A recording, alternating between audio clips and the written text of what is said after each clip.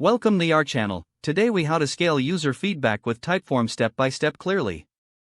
To start scaling user feedback with Typeform, first, sign in to your Typeform account. If you don't have an account, create one by visiting the Typeform website. Once logged in, click on the Create Typeform button on your dashboard. Select a template that suits your feedback needs or start from scratch. Design your feedback form by adding questions relevant to your product or service. Utilize various question types, like multiple choice, rating scale, and open-ended questions. Ensure to keep your questions clear and concise to enhance respondent understanding. Arrange your questions in a logical flow to maintain user engagement throughout the form. Once your questions are set, customize the appearance of your Typeform to match your brand. You can change colors, fonts, and even add images or videos to make your form visually appealing. Preview your Typeform to check how it looks and functions from a user's perspective.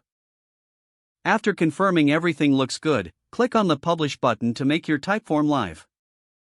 Next, share your Typeform via email, social media, or embed it on your website. Use the Typeform Analytics dashboard to monitor responses and gather insights. Export the feedback data into formats like CSV or Excel as needed for further analysis. Consider integrating Typeform with tools like Google Sheets or Zapier to automate data collection. Regularly review the feedback and adapt your product or service based on user insights.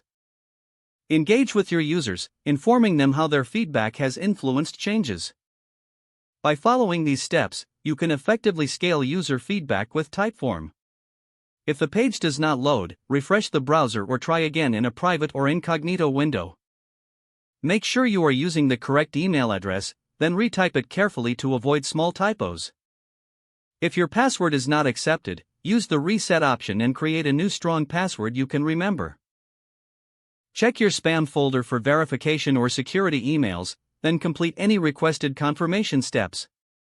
Enable two-factor authentication if available to improve account security and reduce unauthorized access risk. After signing in, review your profile details so your contact information and settings are accurate and current. If you see an error message, note it down and try again after restarting your device and internet connection. Log out when you finish, especially on shared devices, to keep your account and payment information secure.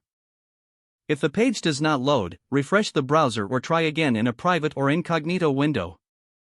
Don't forget to like this video and subscribe to our channel for more step-by-step tech guides.